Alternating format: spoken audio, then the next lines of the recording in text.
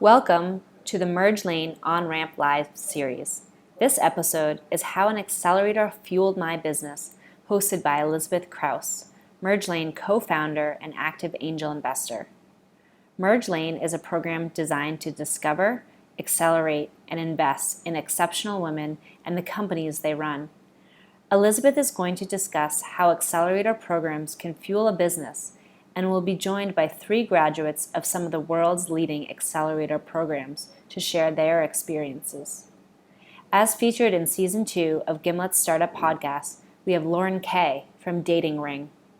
We also have Will Sachs, CEO of Kindara, one of Elizabeth's favorite investment portfolio companies, and Lee Mayer, the CEO of Havenly.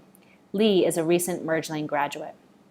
Due to some technical difficulties, this episode will start with Lee answering the question, what is the most important shift you made in your business as a result of your accelerator experience? Thanks for joining us. To a one-on-one dating company. So it was a pretty big shift for us and definitely in large part in result of being in YC. Great, thanks. Lee, how about you? So that's a good question. I think there are a couple of things that we sort of changed about our business. And it was maybe a little bit more subtle because we were going through our first round of fundraising. So we didn't necessarily change our business model as much as we sort of changed the way that we were thinking about fundraising and how to approach and who to approach, I think, in general. So, and how big of a round to raise. So I think what sort of impacted us there was sort of being around the community, around the space, but also just hearing a lot from people that had raised rounds of various sizes and how they've kind of gotten it closed. So it definitely changed our thinking a little bit around how to do that, who to raise from, et cetera, et cetera. Great. Okay. Will? Yeah, for me, I think it was the context shift. Like all of a sudden we went from being on our own and not really having a lot of the answers or even the right questions to be asking to being surrounded by really experienced mentors and investors who really got us to think bigger. Like I think we started thinking a lot bigger once we got into HAX Accelerator and saw all the other companies, the problems they were solving and how they were solving them. Like it gave us a shared language. So I think that was huge and shouldn't be underestimated. Like when you're working by yourself, you don't have the same kind of resources as when you're working with other teams and people who've done it before. You know, we had never done it before. And so just being with people who had done it before gave us a new language and a new set of ideas to use to build the company.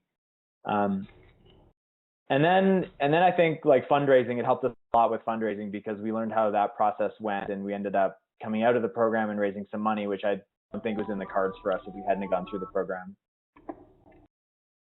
Yeah, and as I've learned as an entrepreneur, you're the smartest person in the room as long as you're the only person in the room. And there's just a lot of value in really having continual feedback and a group of people to question your thinking.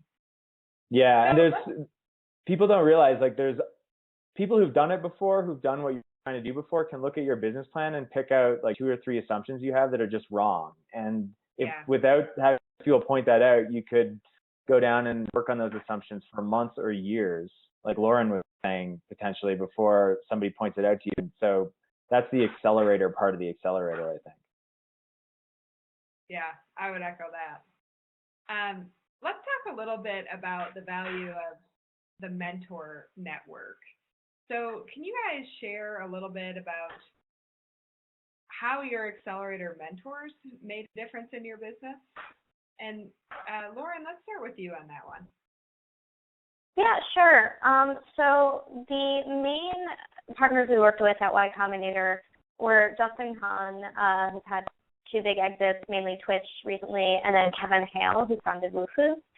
And we went to them pretty much every week or every other week during the program. And they were extremely helpful. Kevin is, he gives very tough love. So for us, it was like constantly trying to impress a dad or something.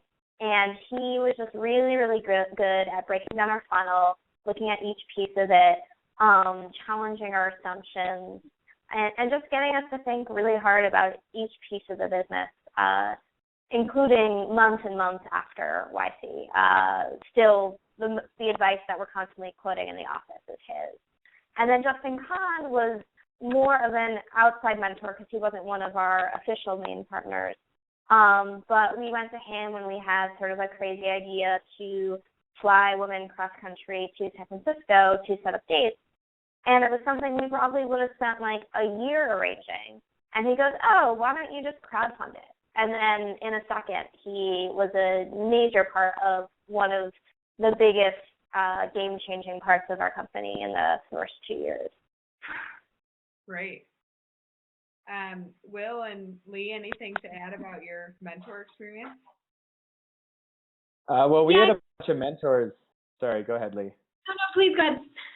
I was going to say, we had a bunch of mentors actually invest in Kindara, which helped us a lot just from a social proof standpoint. Like, they were in the program, they knew us really well, they spent a lot of time with us, and they liked us enough to write us a check and invest. And I think that helped us a lot.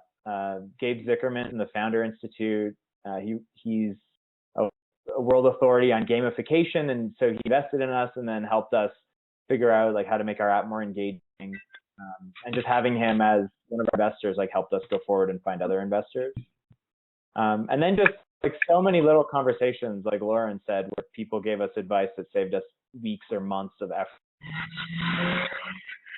Yeah. One of the first questions that I ask as an investor, and when I'm looking at a company that's gone through an accelerator, is whether any of their mentors have invested. Because when someone who's had the opportunity to work side by side with you is willing to write a check, that really says a lot for your business. Yeah. Lee, anything to add on that? No, is that like terrible echoing?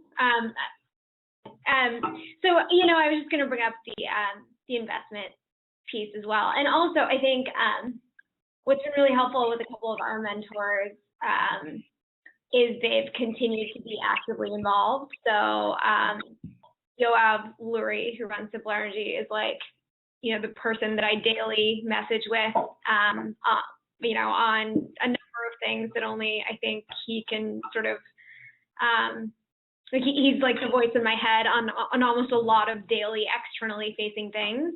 And then Carrie Dorr, who started and ran Pure Bar for many years, actually just hosted a retreat for the whole company. And so they're both like really, really actively involved in the business still, which I love.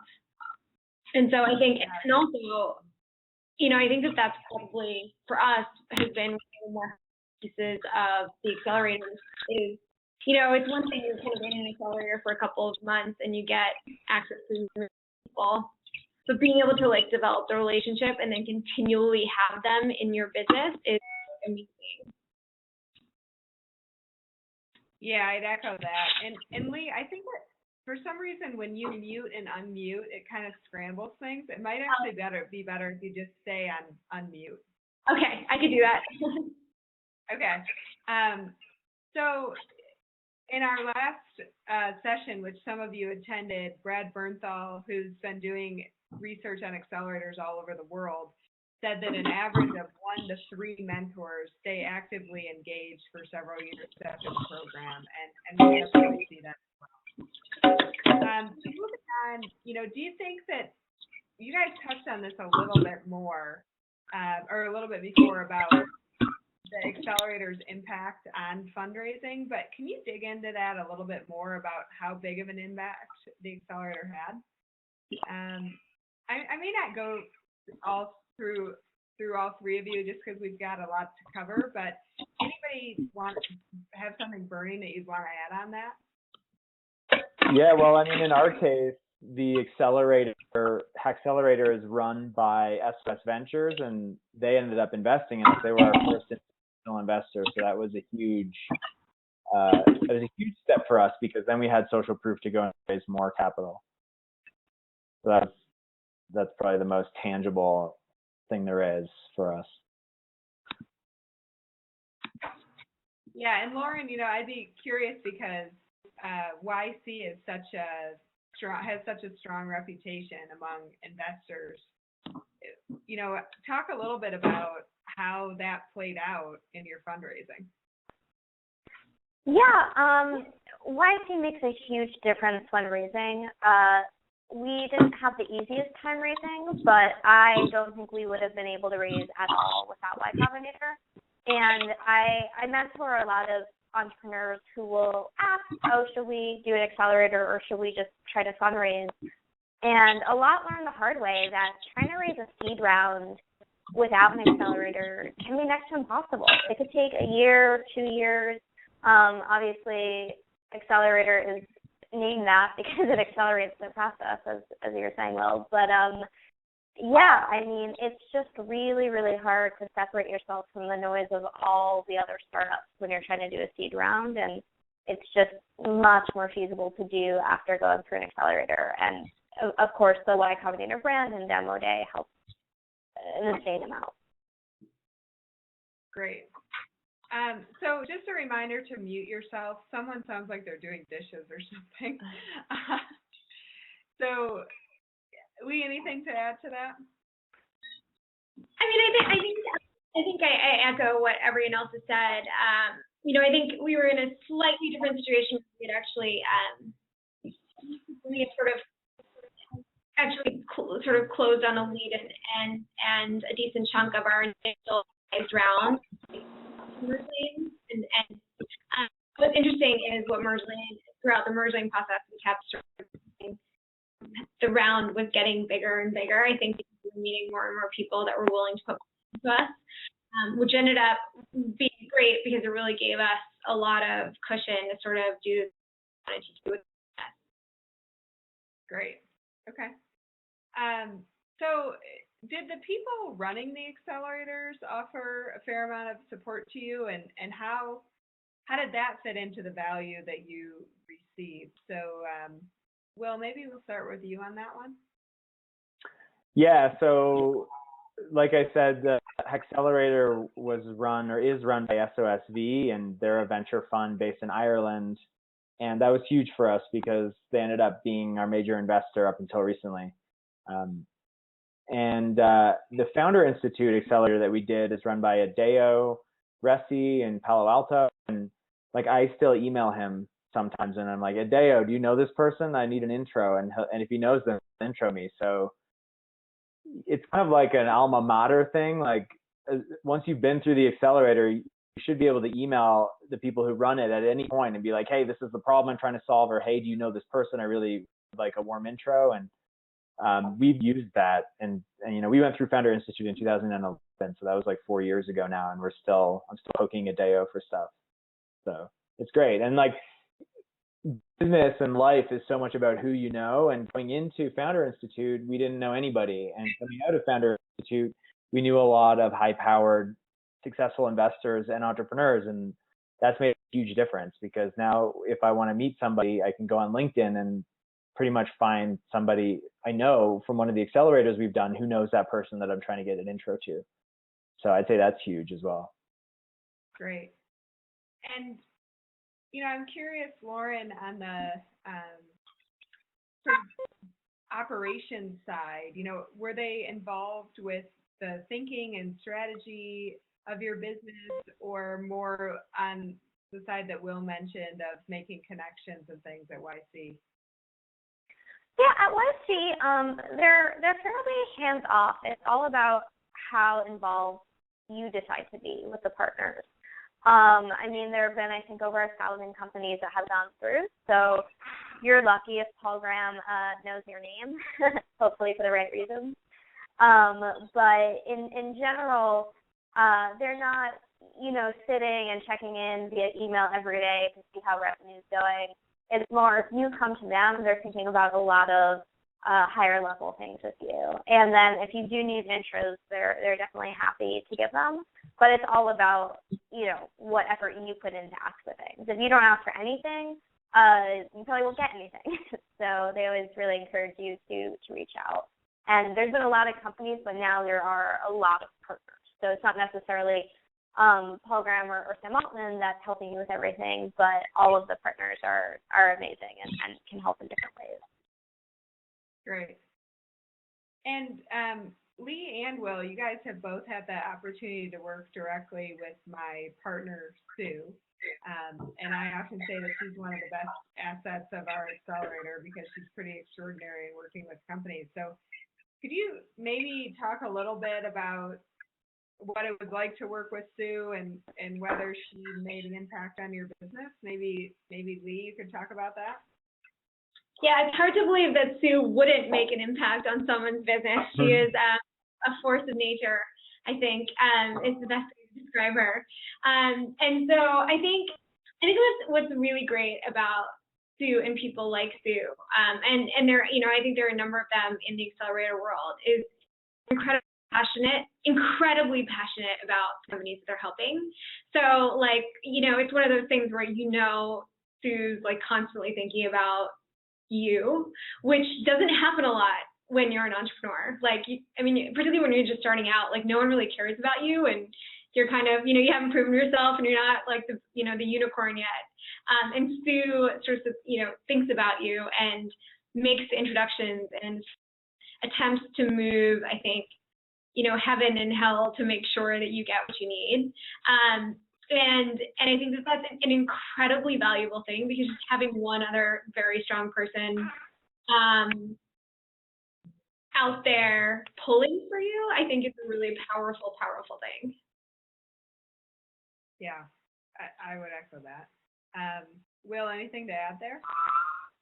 Yeah, well, so Sue, I asked Sue to join our board, and she's joining our board now after the financing. So that indicates, how much I want her involved in Kindara. And the first time I met with her, she looked in the eyes and was like, "Why are you doing this?" And we ended up having this very long and deep conversation about feminism and my commitment to doing something that I believe in the world. And we just got down to that really authentic human level right away. And I think that's Sue's gift, is to just wave all of the superfluous surface stuff to the side and get right down to the nitty gritty of the people in the business and what motivates them and drives them and what is standing between them and where they're trying to get to go. And that's the most powerful level to be working on, because ultimately businesses are built by people. And Elon Musk is a person, and he's been able to achieve certain things, and we're all people, and we could all achieve as great things as Elon has, except there's blockers and self-limiting beliefs, and Sue's really good at getting down to what those blockers and self-limiting beliefs are and getting them out of the way. So I really respect her highly for her ability to do that, and so much so that I wanted her on the board of directors. Wow, thanks. That's why I count my blessings every day that she's my business partner. Very well said. So many of you today are considering the MergeLane accelerator, and I think it might just be kind of helpful, since we were talking about Sue, for me to just briefly explain how our partnership works and how Hannah Davis, and Hannah plays in as well.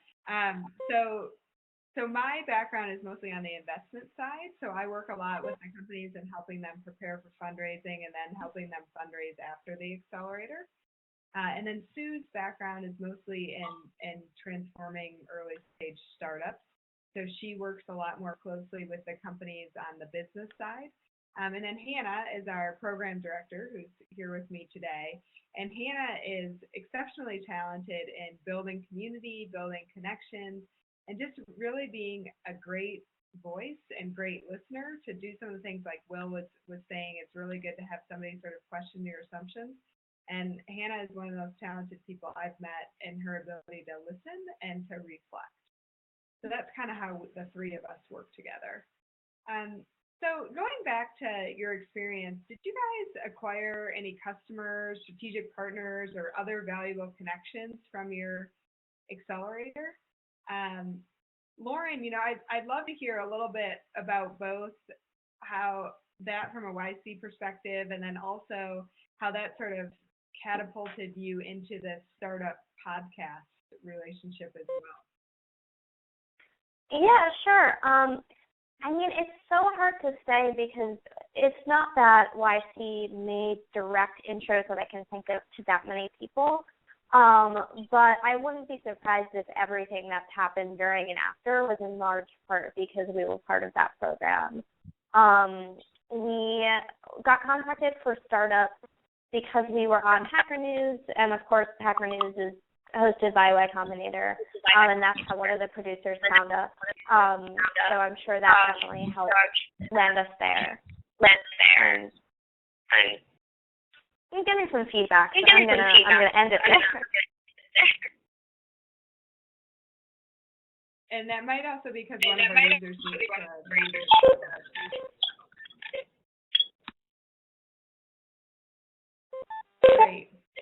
Great.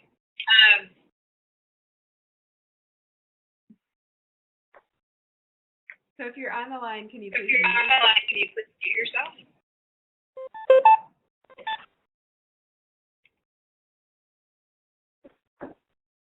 So Will, can you tell us a little bit about any connections that you made from your accelerator customers, strategic partners, et cetera?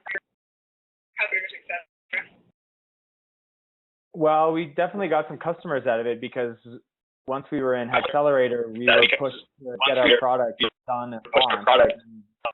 Once we launched the product, we started. It was great.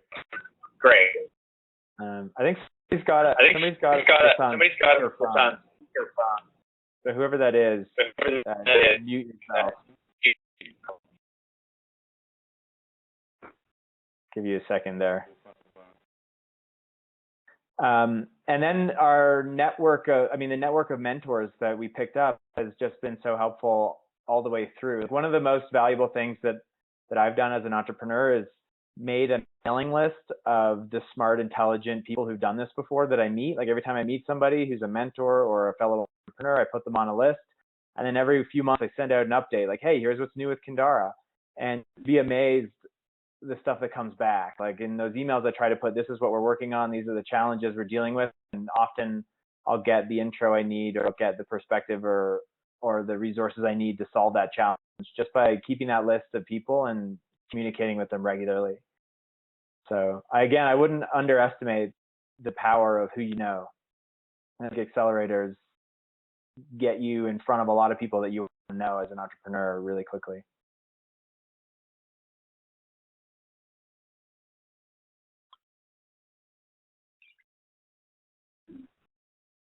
Did we lose Elizabeth? Right. No, I think I'm here. Okay, yeah, we can hear you. Great. Anything else that you would add to that, Lee, on the connection standpoint? I think any accelerator that you're a part of, or any really network you end up a part of as a result of your startup experience, as Will said, sort of give you more nodes of connectivity to people that could and would be helpful. So I think that the accelerator is like a very formal way or a more formal way of sort of getting you access to that. And I think that that's nice, right? Because it makes it easier to make that initial connection because there's sort of like a pathway in which to do so, I suppose, as opposed to sort of like going out there and trying to find it on your own. And so, I think whether it's a partner or for us, it's actually a lot of key hires because we are actually in the Boulder-Denver corridor. We actually met a number of people through the accelerator program that we have either hired or intend to hire over the next, 5-6 weeks or months. So that was actually really, really crucial for us. Great. And then my last question before we move on to Q&A is, so the way that most of these accelerators work is they make an investment and then they offer all these other resources and the value of their network in exchange for a percentage of the company, which typically ranges between about 5 and 7%, with investments somewhere between $20,000 and $100,000 depending on the location of the program. So for instance, YC offers a slightly larger investment, but you also have to live in Silicon Valley, which is quite pricey. So, from your experience, how do you feel about that equity percentage that you gave up for your company? Maybe Will, we'll start with you on that one. Yeah, I mean, I feel good about it because SOSV, the guys who run HAX Accelerator, ended up investing over $1 million in Kindara now. And so they were our first institutional investor, and we wouldn't, I don't think, have gotten this far. It would have been much more difficult to get this far without them. And so they worked for their 6% in the program. They helped us meet other investors, and then they ended up investing in us. So I can say in our case, yeah, there hasn't been any time when I've regretted giving up that 6%. I'd love to hear from Lauren and Lee. Yeah. Lauren. I generally forget that YC has equity. I mean, I don't think about equity too much. I've never regretted it. A lot of people ask me that when they're thinking about accelerators, and I think it's usually the wrong question. I mean, I can't think of a single company that's had an IPO or a giant acquisition that, said, oh, if only we hadn't given up this 5%. I mean, you're either going to be worth nothing or a shit ton of money. And either way, 5 to 7%, if it's going to help you exist another 6 months, I think is pretty much always worth it. Great. And Lee? Yeah, I mean, I totally feel the same way. I think 5 to 6%. I mean, certainly sitting here now, I can say, oh, well, maybe if it were 4, it would be more palatable, but it really doesn't matter. I agree. I think most outcomes in the not all, certainly, but in the consumer space, certainly, a lot of outcomes are pretty binary. So if I exit for $1 billion, whatever the diluted amount of the 5% was is not, is going to be incidental to hopefully the fact that I got off the ground and made it past that first stage, the most risky stage of the company. Probably the connections are worth 5 to 6%. Like in my case, just meeting all these people who I'm now going to know for the next 20 years, and that's probably worth 5%. So yeah, I would say. But I would say, I mean, I think the counterpoint to that might be if you aren't intending to be sort of a large venture-backed business, and you have sort of a different goal with, for whatever reason, and I suppose that there are probably people on this call that have that, then maybe you are a little bit more concerned with sort of the dilution factor. In which case, I think there are probably other ways to weigh the merits of a program like that, whether it's connections or something else. Yeah. Yeah, and two quick points on this. So one thing is an entrepreneur. My first startup, it wasn't a complete failure, but in my mind it was a failure because I had shot for this big software exit, and it wasn't the big software exit that I had achieved. And the two biggest mistakes that I made. Number one, I didn't raise enough capital for my business. So when other people figured out that what we were doing was pretty smart and that customers were interested in it, they had a lot more money to basically copy what we were doing and move more quickly than we did. That was mistake number one. And mistake number two was that I was so concerned about maintaining control and equity of my company that I didn't bring on enough co-founders to really join me in my journey.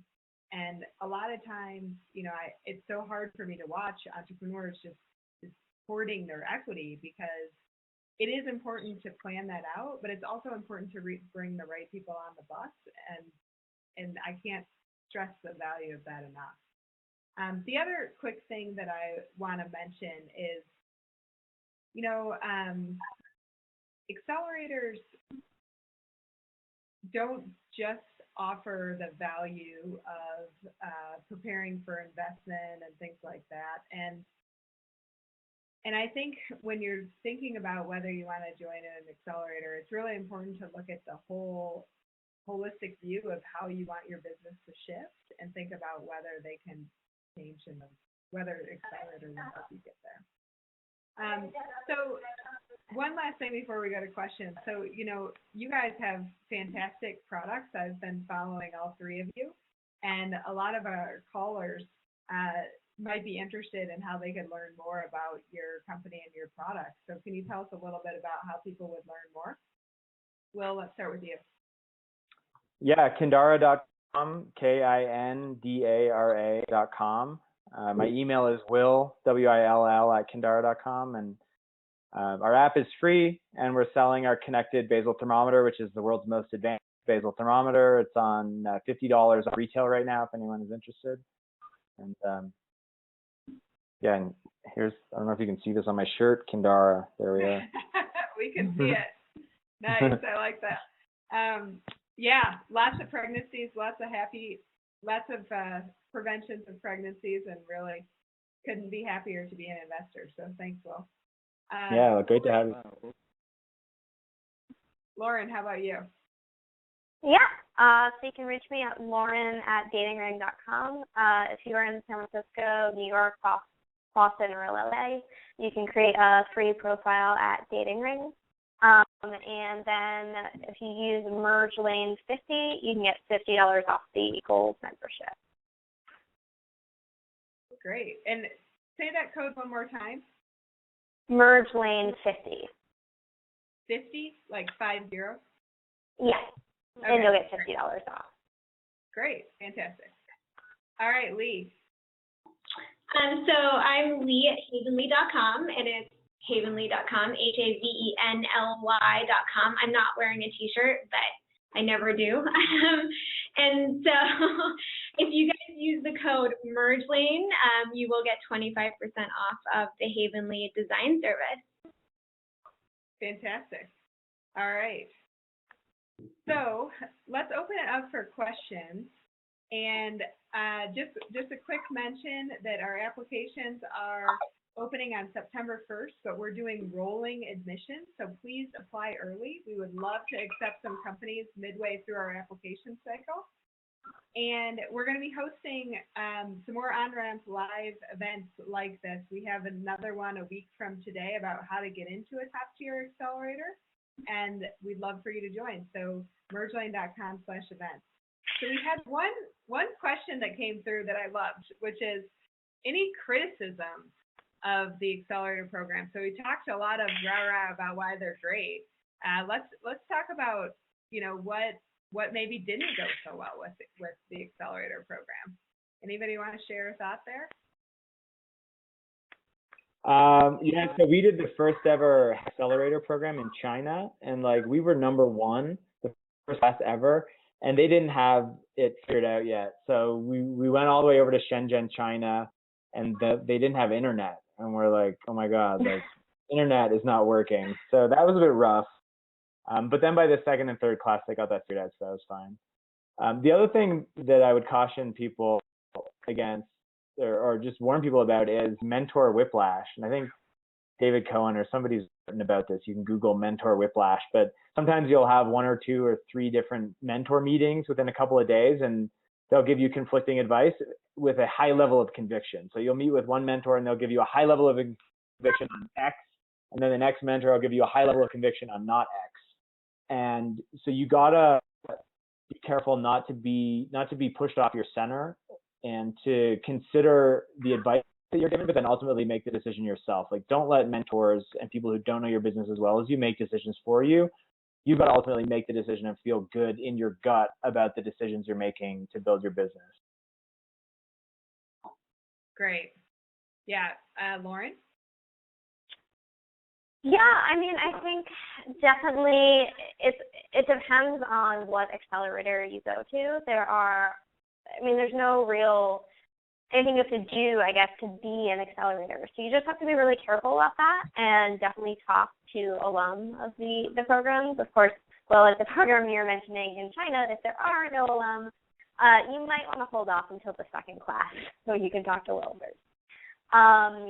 So yeah, I mean, you definitely want to go to ideally a more established accelerator and somewhere you can get advice. And yeah, I mean, there are downsides to every accelerator, including YC. They're not these perfect paradises that we sometimes talk about them like they are, but I think we talk about them positively because they're one of the best things in the startup world. Just tons of help because people love providing advice and support and making sure you don't go through the same mistakes. So yeah. Great.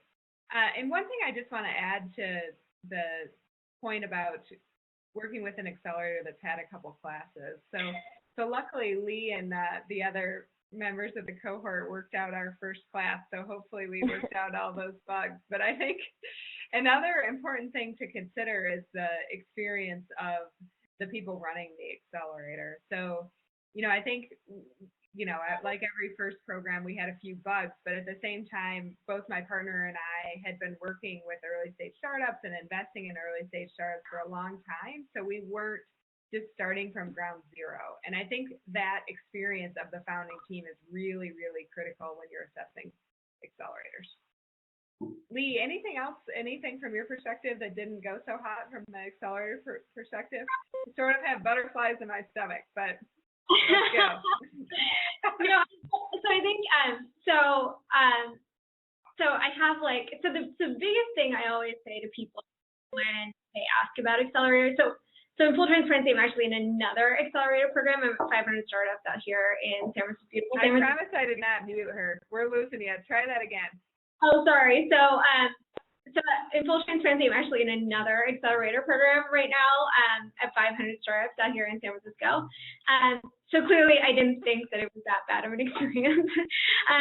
But I think the one thing that I will say when you're thinking about the accelerator you're choosing is to make sure that you identify with, you know what your goals are going in and going out, and you maintain sort of your fidelity to those goals, because accelerators can be very distracting, even more so than mentor whiplash. They're like events, and there are people coming in to talk to you, and there are meetings you have to go to, and then that you're prepping for. And so you definitely want to make sure that if you're taking on the distraction, that you are fully aligned with both who you are and what you want to be at the end of the accelerator, but also sort of you're doing it for, quote, the right reasons.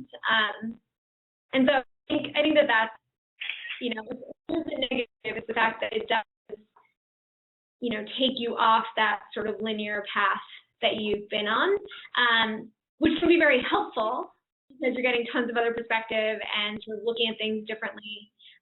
But it can also be very time consuming. Great.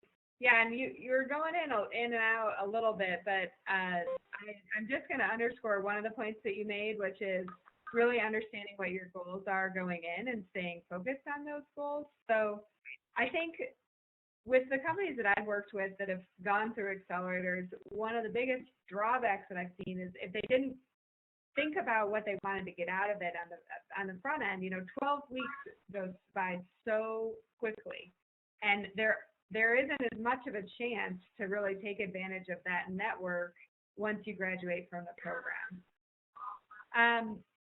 So this is an interesting question. Did any investor turn you down because you had an accelerator as an equity partner? Maybe just yes or no there. No. No. We've gotten a question, but never in a negative way. Just like a who is this on your cap table type of thing.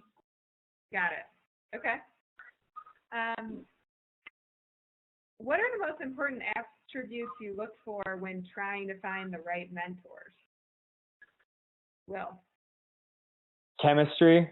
I think it's the most important thing when finding investors, team members, mentors. Like, you want to like and connect with the people that you work with.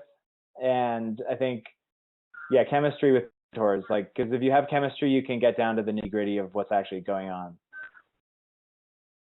Finding someone who has time and wants to be a mentor. I think it can also be really good to identify mentors who have been through similar experiences, not always, but it'll make them more likely to want to help. And then, mentors who are, depending on where you are, if you're just starting out, I think it can be really helpful to have a mentor who's not that much further along. because they might have a bit more free time than someone much higher up. And, if they're 6 months ahead of you, they can provide really invaluable advice. Yeah, that's a really great one, because if someone's like 5 years ahead of you, they probably don't remember what it's like to be in your shoes. But if they're only like 6 or 12 months ahead of you, they like know exactly what it's like, and they tell you how they solve the problems that you're trying to solve right now. Yeah. Great advice. Lee? Yeah, I would definitely echo that. The not being too far removed, because I think this world changes at a pace that's pretty fast. And what I found is, both from a mentor and investor perspective, the ones that are least helpful are the people that think that they're very helpful because they went through it like 6 years. But the market and the investor community and everything I worked on and the tools and the team and everything has changed so dramatically in the last 2 that it's difficult to get like the right, kind of like a response that is quite as meaningful. So the people that I find myself, the mentors I find myself still interfacing with on a daily basis or a really regular basis are the people that are not so far ahead, or at least in touch enough that they have they get the market and sort of where it's going. Because I'm guessing a lot of people are coming in most startups will spend a lot of time for the first year kind of fundraising. And I think in particular that market changes so rapidly and also geographically that I think it's important to sort of have that pulse on it. And it's hard to keep that, if someone's a few years out or years and years out. Yeah, I think it's all about a spectrum. So, I tell people when they're choosing mentors that they should have some people that aren't that far removed from what you're doing, that are willing to be more on the ground and spend more time with you. Sometimes there's somebody who's pretty high level who can make a 5-minute phone call that is invaluable to you, or can respond to an email that will be game changing, but they're not going to be very involved at all. And then I think it's also good to look for mentors that have the propensity to invest in your company. Not all your mentors need to be investors, but like we talked about earlier, it is helpful when a few of them can write a check.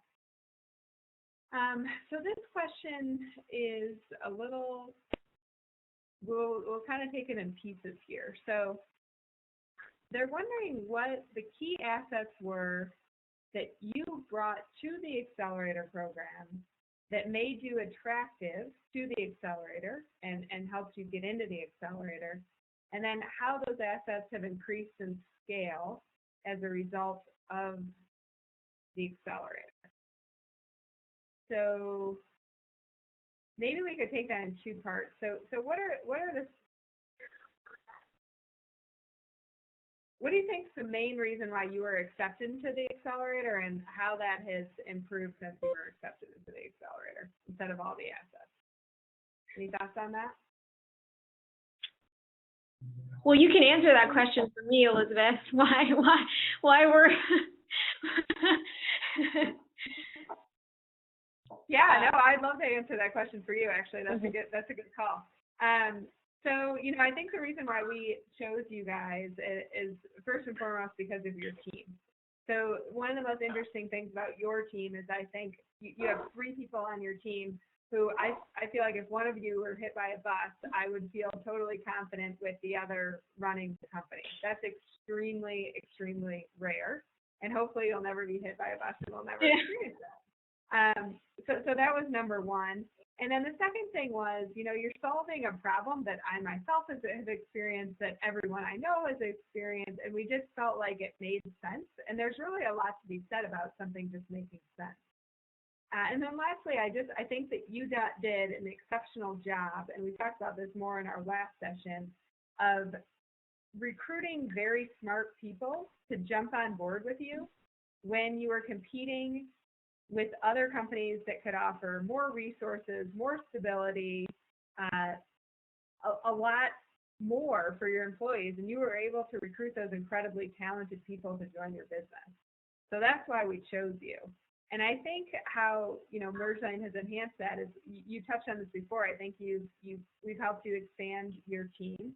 I think that perhaps, I don't know that this is true, but perhaps going through the MergeLane Accelerator helps you better understand how to work with your team and solidify that bond.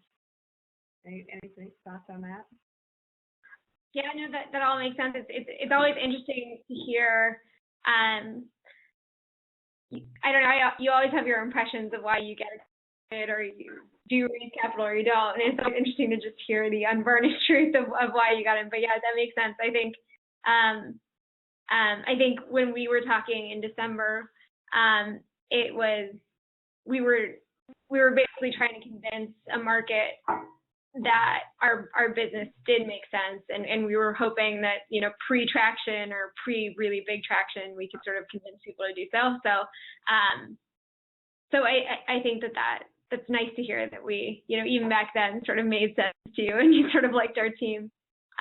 Me though, I do think accelerators are interesting because they are, or at least many of them are, and can be sort of this like forcing function around all things team, because you're distracted, and because you have sort of mentor whiplash, and because you have kind of all these things going on, and it's sort of a rapid paced environment, you're forced to, you don't get sort of the time to be nice away, or even be necessarily as diplomatic as you normally would be. And so I think it does force you to sort of take a look at your team and people around you and try and understand whether or not they're helping or hurting. And for me, they were very much helping.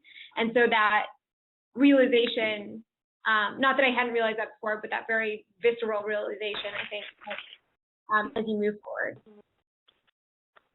Yeah, I'd echo that. So, it was interesting going through an accelerator, being on the other side and running an accelerator, because we have a team as an accelerator, and we always see people's true colors when things get stressful and things go bad, and when you can make it through something like that, it's a big deal.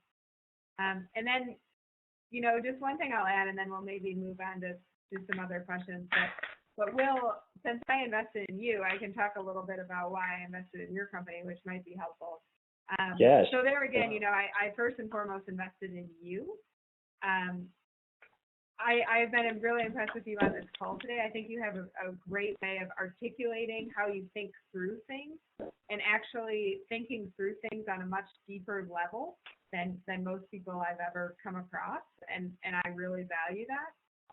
And also, I think you're addressing a problem that made sense to me. I had experienced myself, and it's a giant market, and you have a business that can scale. So one of the things that's been kind of interesting as we recruit female entrepreneurs is female entrepreneurs tend to start interesting businesses, but they don't always start businesses that can scale. And what I mean by that is a lot of times it requires a lot of physical locations to be added, a lot of people to be added in order to scale the business. And when there's something like a solution like Kindara, where you can build a product that millions of people can use, billions of people can use, and that your incremental cost for making improvements on that product while still increasing your market is not huge, that's interesting from an investor standpoint. And then I just want to kind of move on in case anybody else has any questions. We've gone through the questions in the chat function, but does anybody want to ask a live question? Yes, I can ask a live question. All right. Do you want to introduce yourself? Hi, Sky Kelly. I have a startup called Avisar. It's in the consulting SaaS platform. And can you speak just a little bit louder? Sure. I'll also turn my volume up. Is that better? Can you hear me? Yep, better. Okay, thanks. Sky Kelly run a SaaS consulting platform called Avisar, which I launched recently. And my question is for Lee. You said that you are now doing the 500 startups accelerator, and just wondering why you had so much fun in the first one that you wanted to do an accelerator again. Great. Well, That's a good question. And actually, sometimes sometimes things happen in the startup world and you find yourself somewhere and you're like, I should really take advantage of this. And that's really what happened, I think, actually with both experiences. So I actually heard of MergeLane kind of late, like just very shortly before, I think, the application process. And similarly, 500 Startups kind of came about while I was looking for a particular type of help, and they were able to offer it for me. And so I think the way that I approach sort of these opportunities as they do come up is when I see one, I try and understand, again, if I'm going to get what I think I'm going to get out of it. And then I kind of jump in and try not to think twice. Certainly, even if I had somehow a terrible experience at 500, I don't think I'd ever necessarily question the decision, because at the time, that was sort of what I felt like I needed. I think that the interesting part about doing two very different, I'd say, style accelerators is you often do get a really interesting perspective on, two very different perspectives on things like growth and fundraising and capital raising and connections and mentors and things of that nature. And that's been helpful. So I think from our perspective, both of them so far have been very, very helpful for us. Great. Yeah. Lee, you touched on this a little bit about, knowing your goals and reasons for joining the accelerator. What are some other things that people could do before they get accepted, if they get accepted, that would really help them take the most advantage of the 12 weeks? So things to prepare and get ready before going into an accelerator. Oh, that's a good question. And I'm sure any of us could answer this differently. From my perspective, it's making sure that not just you and your team understand why you're doing this, but the people around you. I think it's helpful. Again, if you have family and friends and people that expect to see you over that period of time, you're going to be a little bit cut off sometimes. So that's one.